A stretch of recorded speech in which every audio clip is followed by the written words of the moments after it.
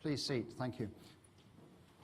My name is Alex Vines, and I'm the Director of Area Studies and International Law and head of the Africa program here at Chatham House. So you're very welcome this morning. Thank you for coming for this meeting. We are live streaming direct globally, and I do know that there are people from Banjul, because they've been telling me on WhatsApp that they're watching. So we have a Gambian audience also that are following us. I don't want to say anything more except just to introduce the chair today to take over from me, which is the Right Honourable Tony Blair. So, Tony, thank you very much for agreeing to chair this important meeting. It is historic for Chatham House because, as I was explaining to His Excellency the President, we have never had a Gambian president speaking at Chatham House before, so history is being made in this institute. Thank you. So,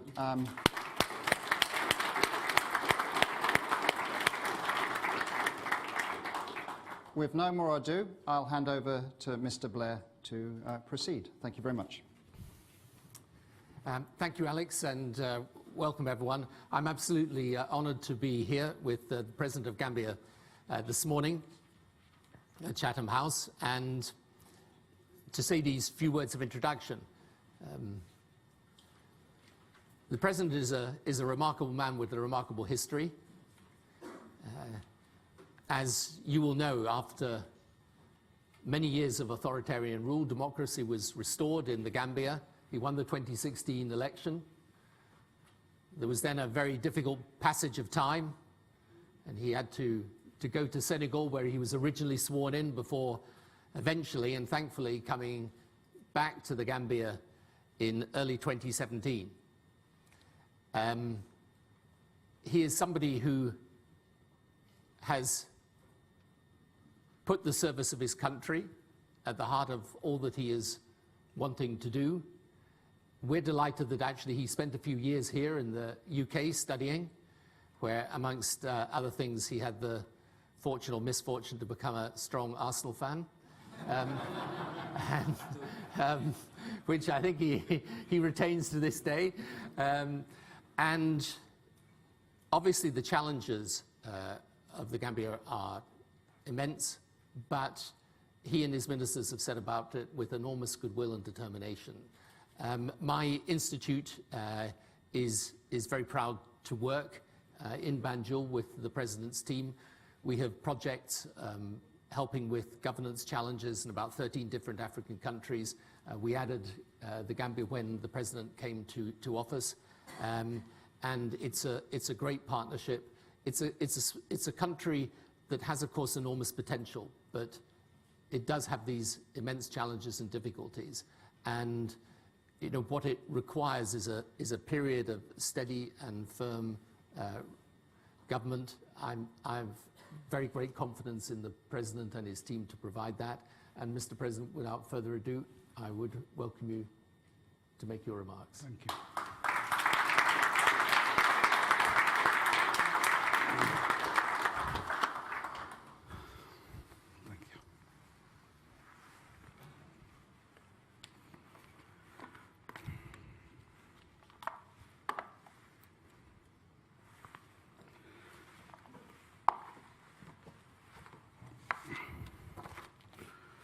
Thank you very much, Mr. Chair. The former British Prime Minister. It's a pleasure and an honor for you to be chairing this occasion today. I remember when he came to Banjul, I have a long discussion with him, with an experienced man like him. You can buy everything, but you cannot buy experience. On that day, he told me, Mr. Barrow, I used to be in your own position. But you cannot succeed as a president or as a leader without a team. You have to get a strong team who will help you. Then the final decision and signature is the leader. But you have to get a strong team, or else you will be in and out of a meeting, but nothing will work. And he promised to support us, and that's what exactly he he is doing in the Gambia. So thank you very much, Mr. Blair. It's a great pleasure.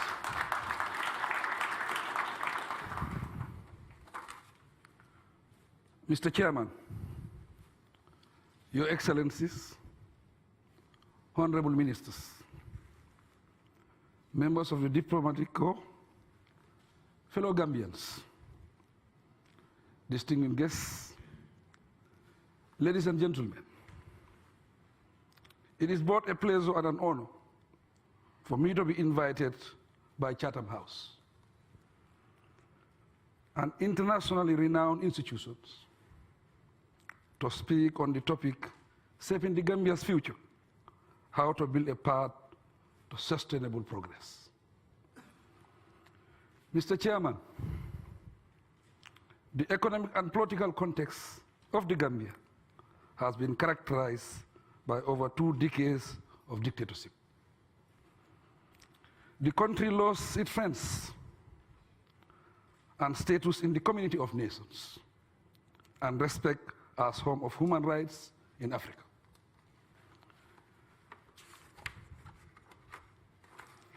The peace and stability it nurtured since it attained independence in 1965 eroded in 22 years of dictatorship.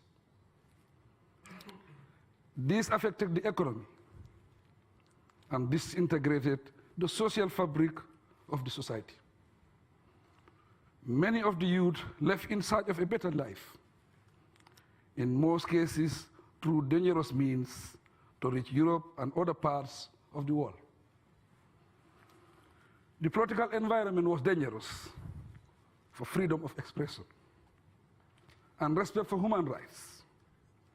Thus, a serious brain drain followed. The business environment was risky because the rule of law was not respected. The institutions have been destroyed. Systems and procedures were not respected.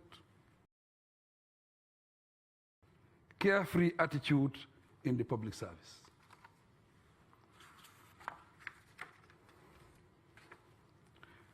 This unfortunate scenario forced Gambians to take their decision to define their destiny. In 2016, 8 stakeholders in the political arena came together, formed a coalition, and on the 1st of December 2016 presidential election, Gambians went to the poll and voted me as president. Immediately after the coalition government came to office, our first priority was to reopen the Gambia to the world, promote human rights, and restore freedom of expression. We had to build confidence among our partners and prepare a strategy to put the Gambia on the path of sustainable development. In short, we had to right the wrongs in our institutions, systems, and procedures. We had to engage in institutional and legal reforms to ensure efficiency in our public service, good governance, and progress in national development.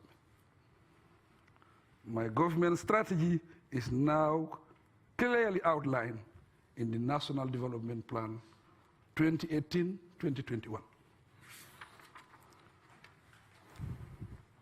One of the first steps undertaken was to establish the rule of law by releasing all political prisoners and set up a review panel on wrongful dismissal and decongest the office of the president. All the portfolios were decentralized to their line ministries. This was to allow the experts and technicians to deal with issues in a professional manner and provide technical advice to the office of the president. In the meantime, my government continues to build on its diplomacy to return the Gambia into the rightful place in the community of nations and organizations. One of these is the Commonwealth, and we are delighted by the readmission of the Gambia into the Commonwealth of Nations. Building the path of sustainable progress in the Gambia cannot be isolated from the global trend of events. It calls for working towards a common future, the theme for this year's Commonwealth meeting. The spirit of togetherness is key for effective change. This has been demonstrated when Gambians came together to change a dictatorship, which for 2 decades robbed the country's resources. My government inherited just over 1 month import cover. Thus, it depends on international support to revitalize its economy. Therefore, developed countries should provide improved access to their markets, introduce and promote measures to liberalize trade, particularly in processed agricultural and manufactured goods.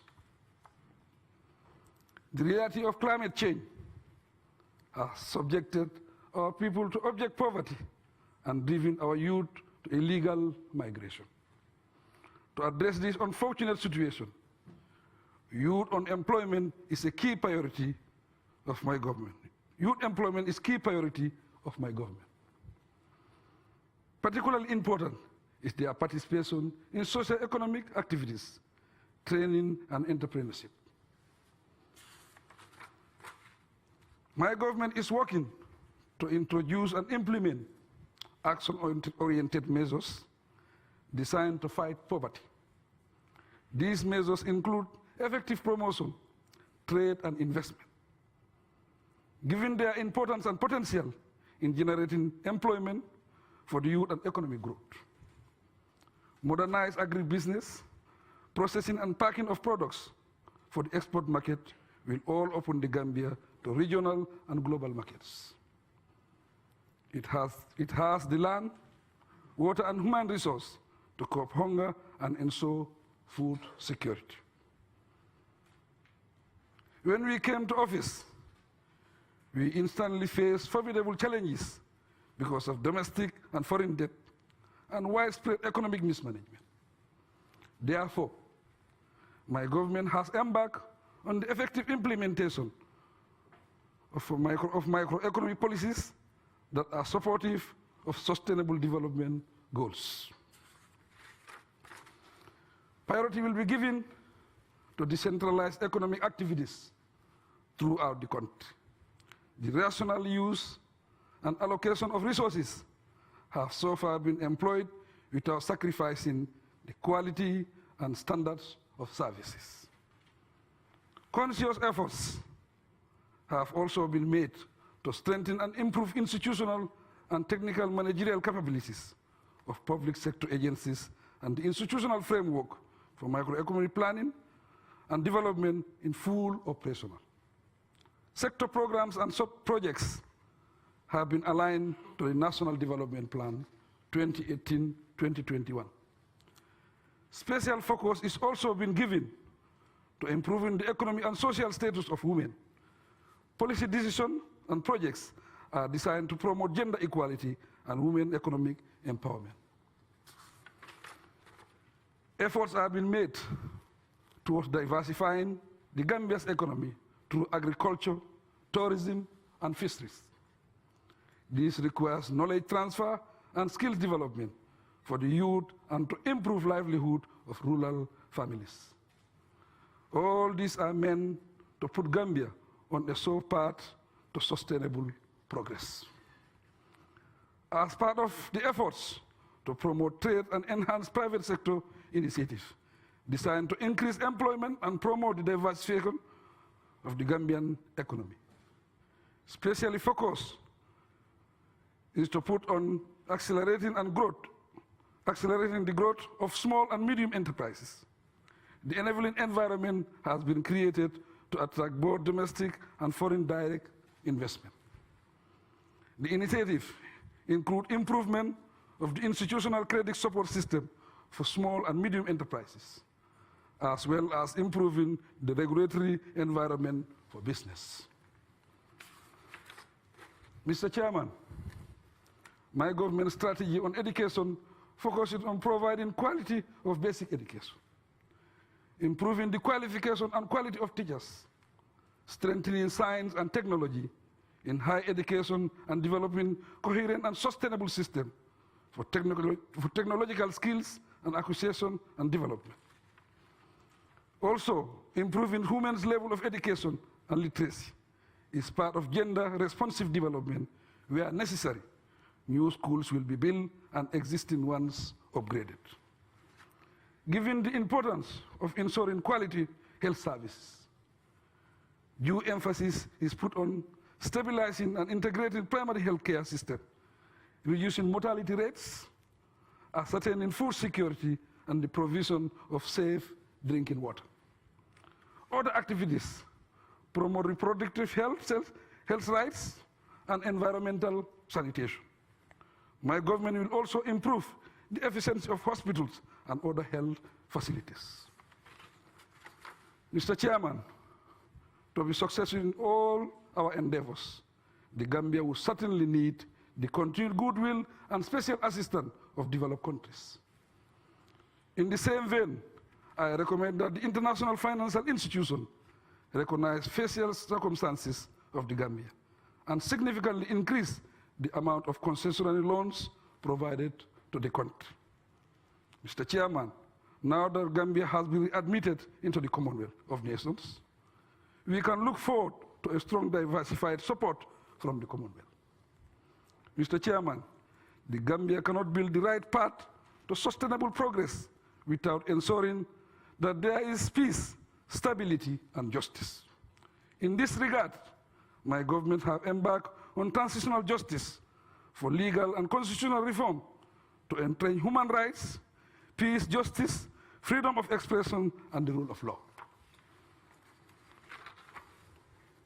The political will to ensure that democracy thrives and citizens effectively take ownership of development process. In conclusion, the new Gambia is determined to overcome obstacles along the way in building a path for sustainable progress. As President, I feel humbled the delivering of good governance and accountability, social cohesion, and revitalized economy for the well-being of all Gambians. And I stated in our National Development Plan 2018-2021. I thank you for your kind attention.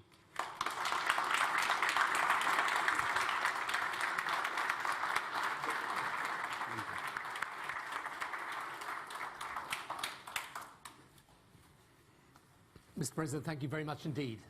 It's a great place.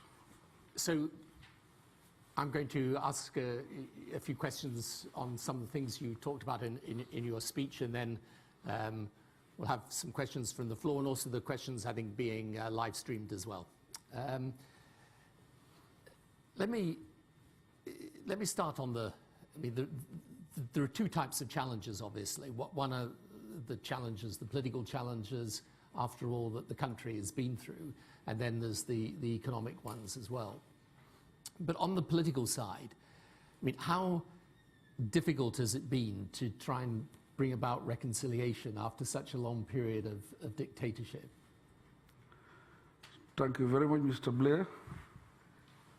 It has been very challenging. But the most important thing is we have progress. For the transition for dictatorship took a long time in my country. A period of 22 years. It's a long period.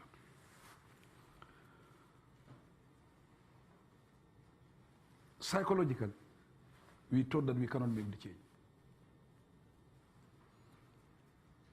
We thought that we cannot make the change. But this time, we were able to come together. 8 political parties came together to challenge the incumbent. We feel that when you are united, you are strong. It's because we are united, that's why we were able to make the change. Because it was difficult, even when I was chosen as candidate. A lot of my friends distanced themselves from me. because they were afraid. People were calling me, you don't have to walk alone, because it was dangerous. But we were committed to the change, and the Gambian people were committed to the change. Because of that support, that's why the leadership, we were brave enough to challenge the incumbent, and we were able to make the change. But immediately we make the change, it was like a mountain to climb. And the group was different political parties, different background, different way of thinking. To manage that situation was a difficult situation. And during that time, we passed through an impasse. And the former president rejected the results and declared that he have annulled the results. But our response was more of principle than personal. Our response was, you are declared winners by the institution that conducted the election. You are president, but you don't have those powers to annul elections. Constitutionally, your mandate will expire on the 19th. And if you remain in power, then we consider you as a rebel. This was our message. We handled the situation maturely. That's why we were able to get to office peacefully. And it was an extraordinary coming together of the region as well, right? Because they came in and supported you in that struggle to establish the legitimacy. The region supported the Gambia for one simple reason. I think Africa is changing to democracy. Right. Everybody is focusing to the same process. If a president should lose election and conceive defeat, congratulate me, and after 1 week, change again, that will set a precedent. But it was an important moment, and, right? and that would have affected the sub-region. Right. It would have been a great setback, if not a failure, for the region, or for Africa, or for the world, for that matter. And you were very conscious of the fact that, in a sense, this was a test case as to how the region were prepared to stand up for the legitimacy of elections. Yes, it was a test case, but we were also very firm. Yeah. We were organized as a group. I was having a strong team with experienced politicians. We didn't take anything personal. Right. We were following due process. Yeah, yeah. Well, that's, I mean, then you come into power, and as I know, one of the most difficult things, but it's even more difficult in your situation when you come in after such a long period of time when the country has stagnated in a way and even regressed and gone backwards. You come in and then you've got high expectations, and then the difficulty is matching the delivery with the expectations. I mean, how have you found that? That was the most difficult period of my entire life. As you said, I was in and out of meetings, sometimes till 3 o'clock at night, sometimes 4 o'clock, to try to see how best we can move forward. Right. Because like everything was disintegrated, power was centered with the president, office of the president was congested, there was no coordination, a broken economy. Yeah. Everything was a priority. It was even difficult for you to pinpoint where to start. Yeah. It was very, very difficult. But we were focused on two things. It was the most important at that point in time. We inherited less than 1 month import cover. We needed to stabilize the economy. That was first. Number 2, we needed energy, electricity, power. I've always said this so many times. There is no politics when it comes to energy and power. If the light is on, we know it's on. If it is off, everybody knows it's off. I remember that. That's good. I like that. So there was no politics. And people were not patient with us. Yeah. Even some wanted to demonstrate against my government in the first days of my government because we cannot stabilize power. I nearly become the minister responsible for energy because I was in and out of meeting with people responsible for energy. These were the main focus at that point in time. Yeah. So you've added electricity to the grid. You've added a certain number of megawatts, and you've got further plans to do that.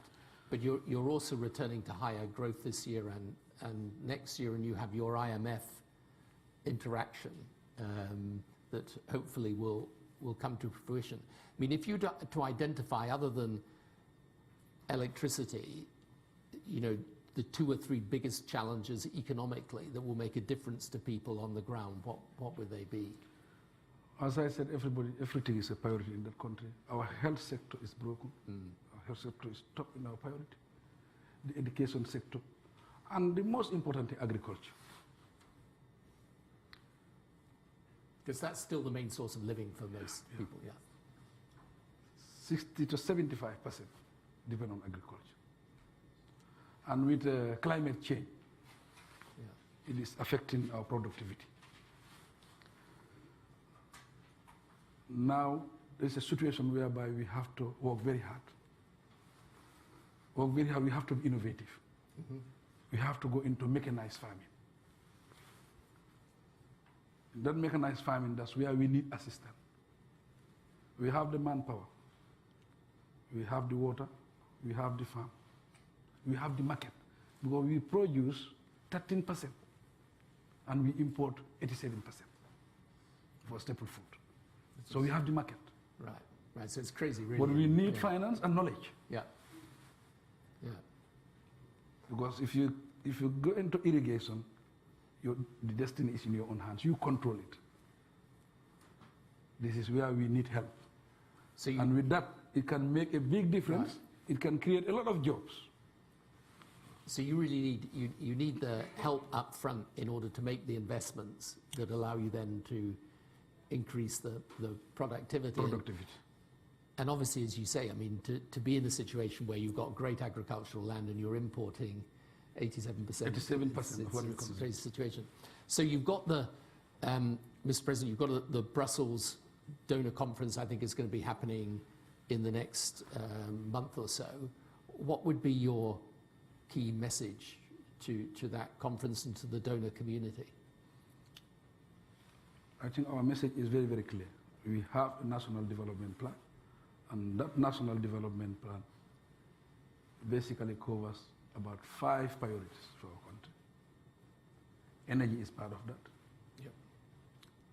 Agriculture, health sector, education, youth employment. These are areas that are very, very important to us. Because the youth population is about 65%. So that's 65% under 30, effectively. Yeah. Are employed. Yeah. So that is a serious problem for us. Right. We have to manage the situation. Yeah. Because they lost the confidence. That's why they are traveling the back way. And that have also become a big, big problem, a big burden for Europe. Yeah. This is a situation whereby we have to manage. But if they build the confidence at home and the jobs are created at home, we believe that they will start back home. But this is not only Gambia's problem. It's not Africa's problem. I think it's a global thing.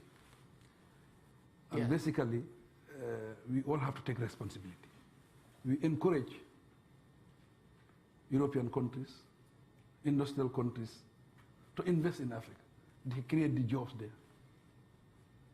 And they can export from Africa, especially the Gambia. Our geographical location is very close to other countries.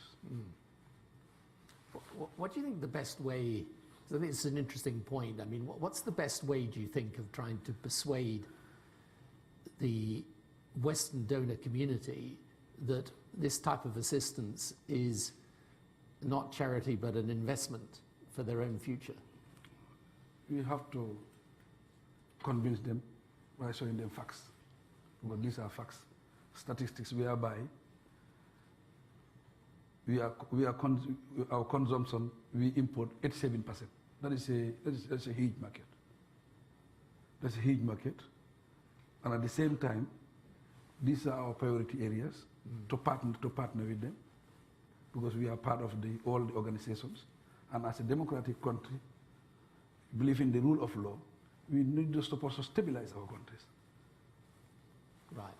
Before we put it out to some questions, can I just ask a couple of things about your relationships with other countries? So obviously Senegal is an important relationship. There is talk of the Gambia River Bridge now being built. Would that be an important way of facilitating trade between yourselves and Senegal? Very important, and I think our relationship with Senegal is at the highest level. It has never been like this. We are very, very close.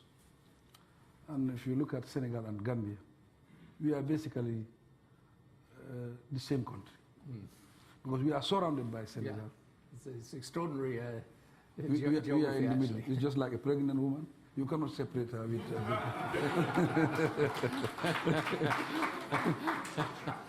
So it's a must.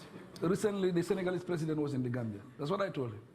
If we are talking about integration in Africa, integration in the world, we have to practice it at home.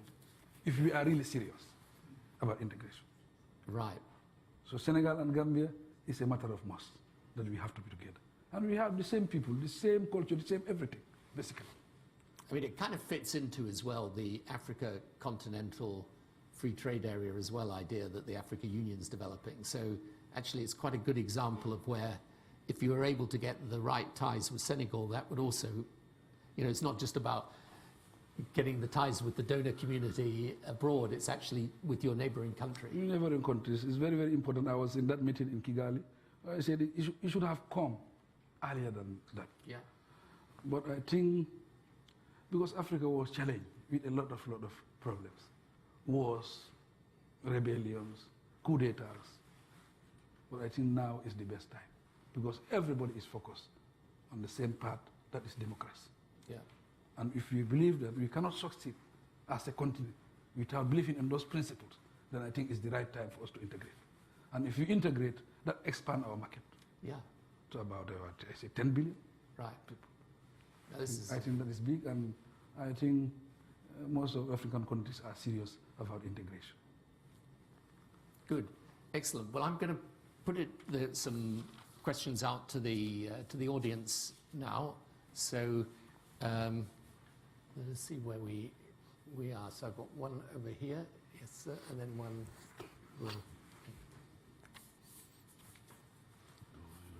John Kennedy, member, Chatham House. Mr. President, you mentioned in your speech membership of the Commonwealth. I wonder if you could tell us what the Gambia's position is on the succession to the head of the Commonwealth.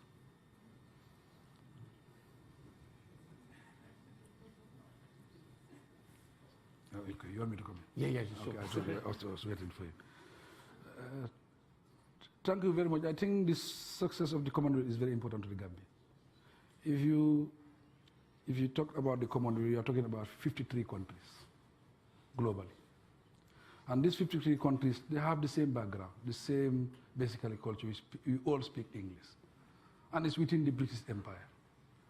I think a successful Commonwealth will cement us together, these 53 countries. And also, it will open dialogue between these countries. And at the bilateral level, it will connect us. I think a successful Commonwealth is very important for Gambia. This is our question. And then we've got some actually questions getting live streamed, I think, from. Yeah, sorry, let me take. Just want to take some questions from the Gambia. I've got. Yeah, it's Alex Vines from Chatham House here. We've had some questions in from the Gambia. There's a group of students from Coventry University who are in Gambia at the moment, about 25 of them. And they've asked this following question. Many of the organizations that we've been talking to and concerned about the position of returning migrants. Mr. President, how would your government address the factors such as employment opportunities? We've had a number of other questions similarly asking about reintegration of migrants, basically. So how would you reintegrate and provide opportunity for them? Thank you very much. Yeah, I think this is a question that is on my table every day about returning migrants. I think there is a lot of misunderstanding about this migration and so forth. European countries feel that some of them don't have papers in those countries. And I think Europe is also overloaded by migration. That being the case, it has become a burden for Europe. And now they are looking for ways of returning them back home. I used to live in England myself. When I was in England in 2006, I decided to go back home. My friends, all of them were saying, no, you cannot go back home. A lot of uncertainties in the Gambia, dictatorship, everybody is suffering, you cannot go back. My family, everybody said, no, you cannot come back. But I was committed to going back home for one simple reason. We have to change the mindset. My belief was, if you are here in England, as a foreigner, you are limited. If you are in your country, there is no limitation. That was my belief.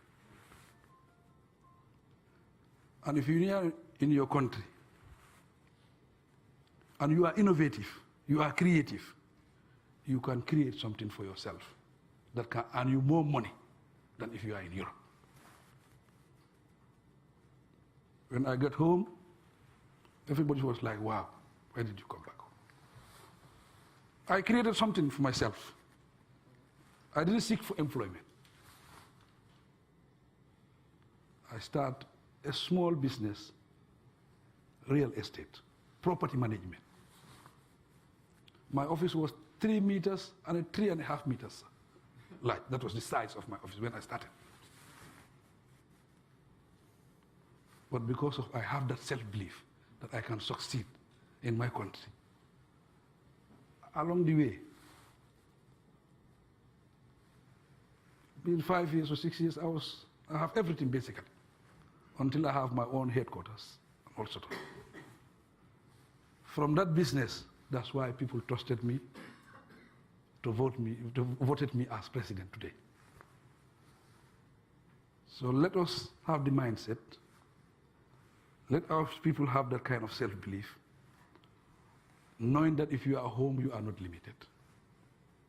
But the government of the Gambia is engaging with the European Union, because this is a global problem, so that we have a global solution. Thank you. Yeah, some more hands going up. Yes, sir.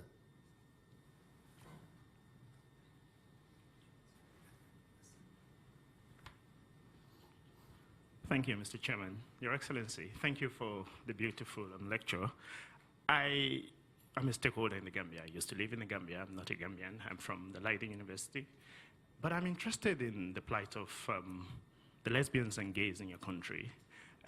We know that the man of yesteryears was one of the most homophobic presidents in Africa, and people have said to me that there is no LGBTI community in the Gambia, and I said no, because I used to live there, I know. Now, the LGBTI community, that's the lesbians and gays and bisexuals, and you have said that the direction of your country, now you mentioned cohesion, carrying everybody along, and transitional justice. So I'm wondering whether you have concrete plans for these marginalized group in your country. Thank you. Well, I have once answered this question in my country. I think this is the third time they ask me the same question. I think we have pertinent issues. We have very important issues. We have pressing issues in the Gambia today that are very, very important. because this gay and lesbian thing is not very significant as far as the Gambia is concerned. You cannot even pinpoint anybody to say this is a lesbian or whatever. It's not a big issue in the Gambia. Because this is the way we see it. We believe in those principles, and we are even we are bringing in very, very good laws to favor everybody in that country. That is equality. This is the way we are thinking. Yes, ma'am. Yes. Thank you, Your Excellency, for your presentation. My name is Nicole Pichet from the All-Party Parliamentary Human Rights Group, and we've been following the Gambia in the UK Parliament for a very long time. And I had the privilege to meet a Gambian delegation from your Parliament recently, and that was a great honour. I just wanted to know, you've made considerable progress on human rights since coming into office, especially with the release of political prisoners, as you mentioned. But a lot more remains to be done. You mentioned freedom of expression in your talk a number of times, and I'm just wondering what you think needs to be done now to ensure that freedom of expression, including independence of the media, is protected and promoted, and whether you think reform of the Constitution and some of the laws would be a priority to ensure that we don't see journalists locked up in the Gambia ever again. Anyhow, we are going into reforms, a complete overhaul of our constitution to make sure we good laws, to get good laws, to accommodate everybody. But despite all those good laws, it's not the laws. We just write them and so forth. But the political will is I think is the most important thing. And there is political will. That's why during the period in office for the past 15 months, there are nothing major. And journalists are writing freely and everybody is free. So I think we are already practicing it, but we will change the laws. And my Minister of Justice is here. Maybe he can even elaborate on that, perhaps. But my Minister of Justice is here. There will be a complete overhaul of the Constitution to bring in good laws that will match our democracy.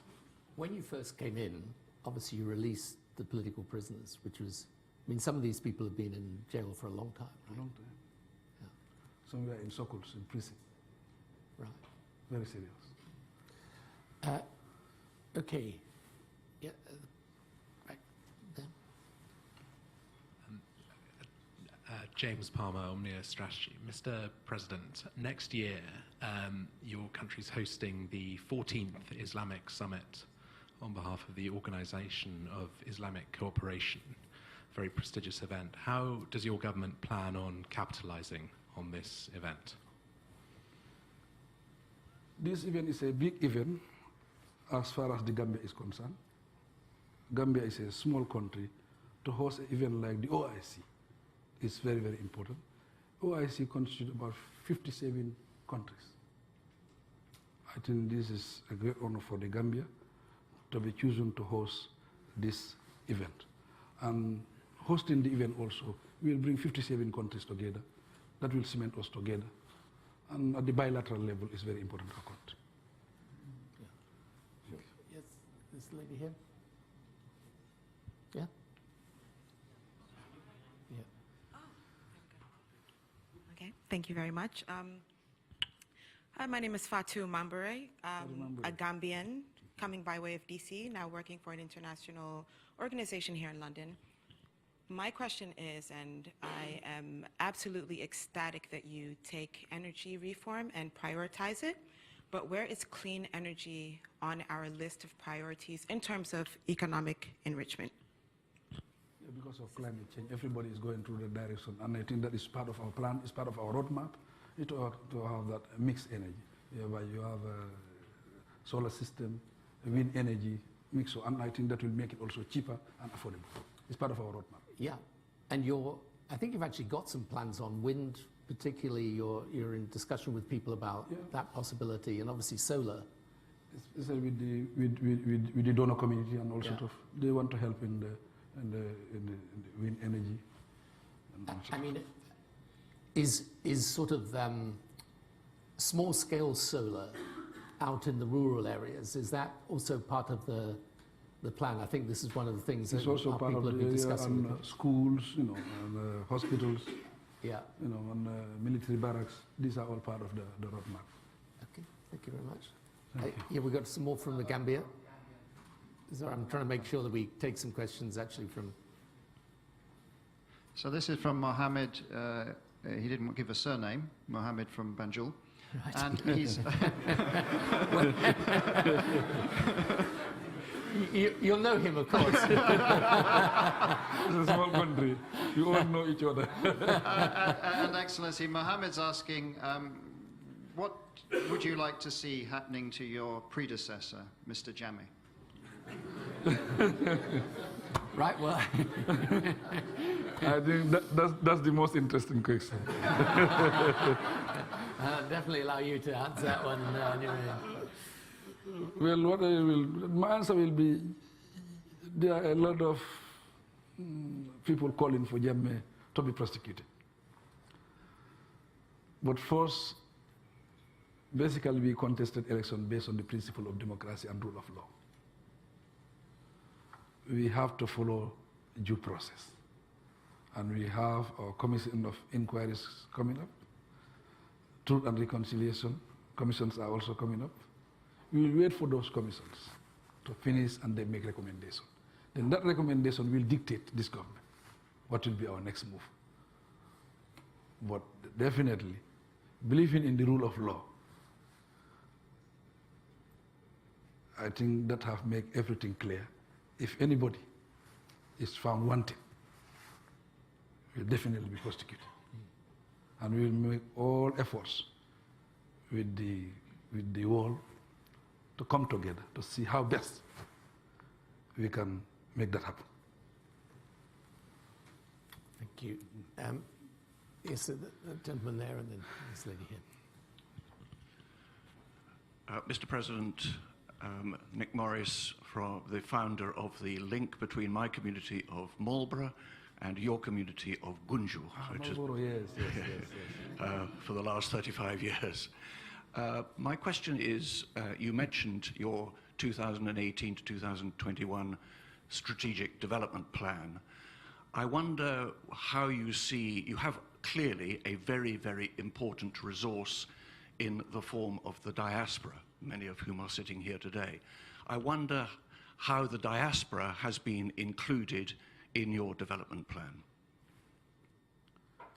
As I said, we are going into reforms, a complete overhaul of our constitution, and in that overhaul, everybody will be accommodated as far as you are a Gambian, whether you are in the diaspora or you are in the Gambia.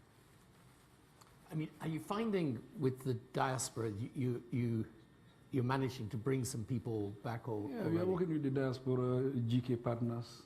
Is a professor, Gambian professor, Jibril Fall. We are working with a lot of initiatives about the diaspora, how we link the diaspora and the Gambia. Yeah, because part of the problem, presumably, was in those years of the dictatorship, a lot of people then went abroad. Yes, but now a lot of people are coming back home. Right. I think people are starting to believe that we are serious about the democracy we're talking about. And the climate, the environment have also changed. Yeah. Yes, the lady here. Hi, Mr. President. Thank you for your speech this morning. My name is Amige, Gambian as well. I'm just curious because when many Gambians went to the polls, they did with the understanding that you were just going to stay on for 3 years, and now it appears that you wish to stay on for 5 years. Granted, it wasn't a moral, or should I say a legal contract, but perhaps more of a moral one. Do you wish to honor this obligation? And secondly, if I may, a second question, could you clarify how you intend on lowering the public debt, which is currently around 120% of GDP, when fiscal revenues are so limited? Thank you. Yeah, thank you very much for that question. It's like 8 political parties came together. We all wanted to make the change. It was a difficult situation for everybody. On principle, we agreed that we serve a transition period of 3 years, but we contested election under the laws of 5 years, constitutional. This is the situation.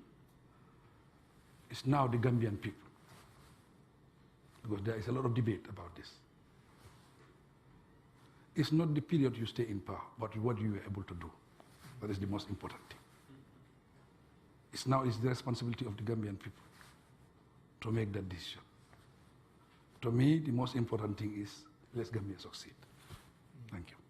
And anyway, just on the macroeconomic side and the debt, I mean, you are actually making some fiscal consolidation now. There's a lot of consolidation, and I think we have made a lot of gains.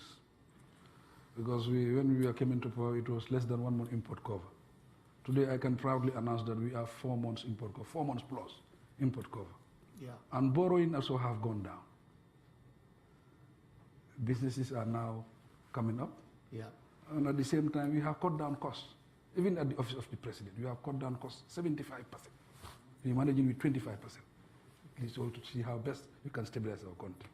And so interestingly, because of those efforts, our governor of the central bank is the governor of the year in Africa. Right. So I think we are doing very well in that area. Just on the economy as well, tourism. Yeah, That's obviously. Yeah, of course. Tourism is doing very well. I think this year it's a record of tourists who are visiting the Gambia. We are getting about 27 flights a week. This year we're getting up to 57 flights a week. We have improved, and big companies are coming, FTI and other companies are coming. We are expecting about 10 hotels coming up. And the tourism was 6 monthly. We are expecting to be yearly this year. We are going to start yearly tourism. So it's an area that have created jobs and a lot of income for that country. Because that's going to be an important part also of your foreign Very exchange. important. And at the same time, even in the business industry, there are a lot of businesses that have registered.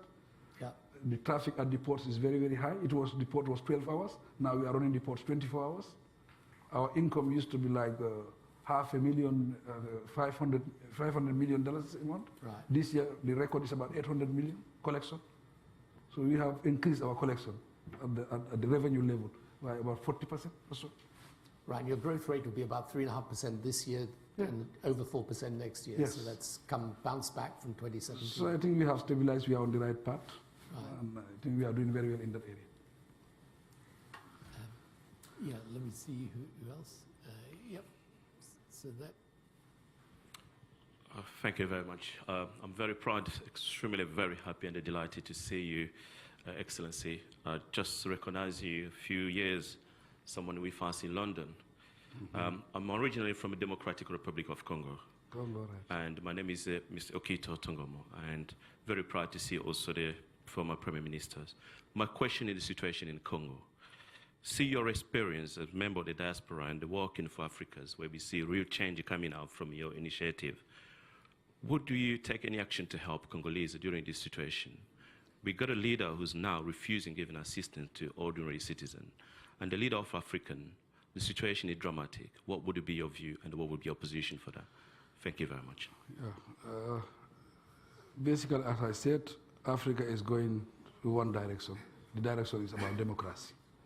And when we are talking about democracy, we have to follow the due process. In following that due process, we have to dialogue.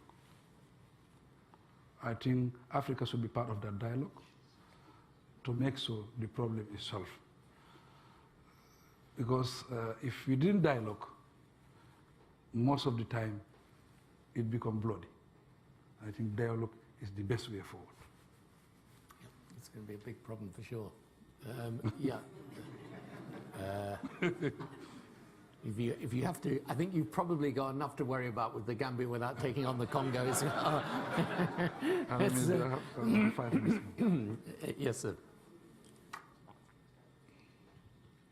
Thank you. Issa Williams, BBC World Service. Mr. President, thank you for coming. Just a quick follow-up to the lady's question earlier. When you say it's up to the Gambian people to decide, are we going to have a referendum to decide your future? Is that what you mean, first of all? And the second question is about communication. I've got a vested interest in this, in being a journalist, in the sense that the Commonwealth Group just recently left for Gambia and said that your government is doing a good job, but is doing a bad job communicating it. I was just wondering what advice you're getting from Mr. Blair, who everyone knows is the maestro of communication. Are you giving him any advice at all? And if so, what have you been telling him? Thank you. Not always is the answer on that. And actually, I have literally never come across a government anywhere in the world where the best thing they ever say about the government is your problem is communication. Because if that is the problem, well, that can be fixed. Yes, about the 3 years.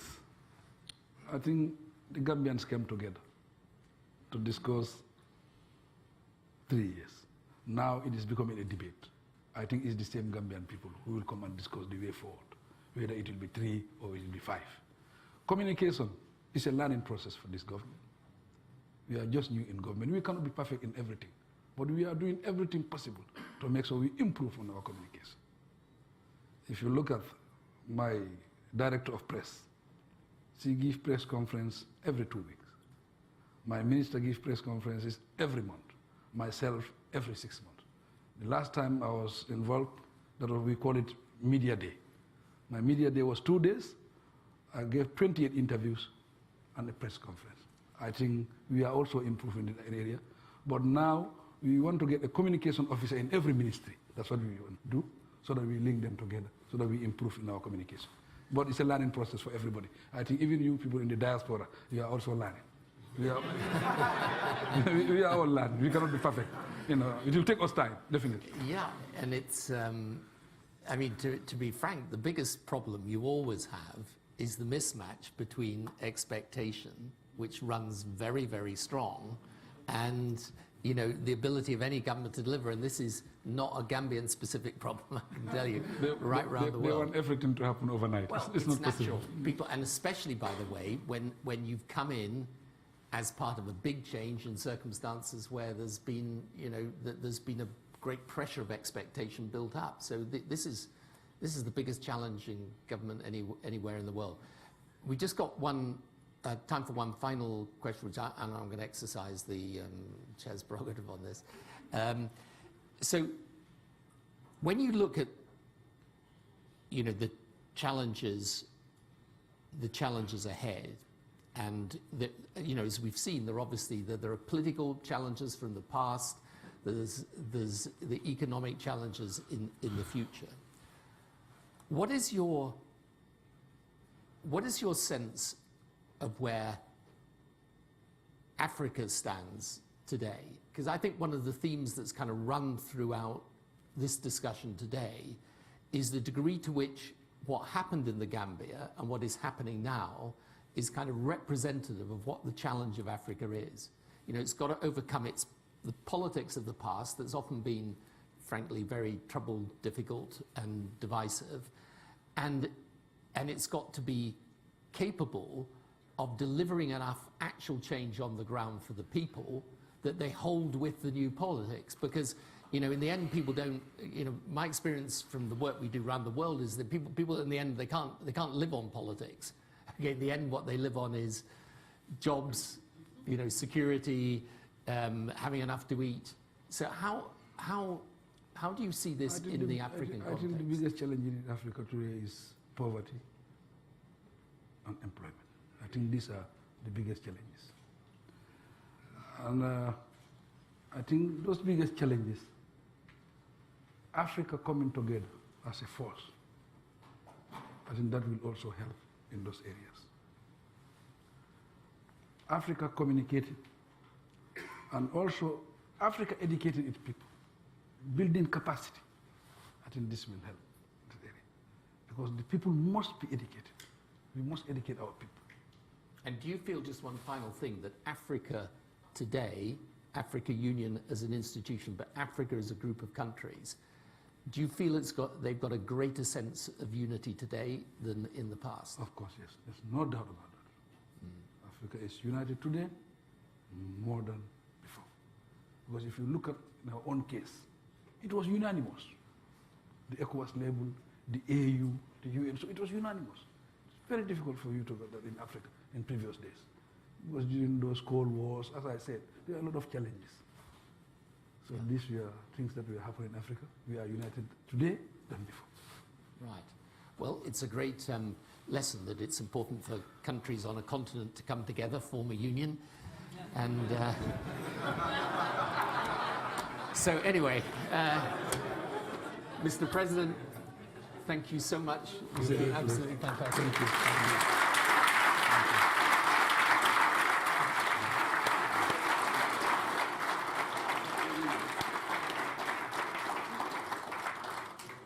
As Research Director and Head of the Africa Programme, I just want to thank the Right Honourable Tony Blair and Your Excellency, His Excellency Adama Barrow, for giving the first Gambian speech here at Chatham House.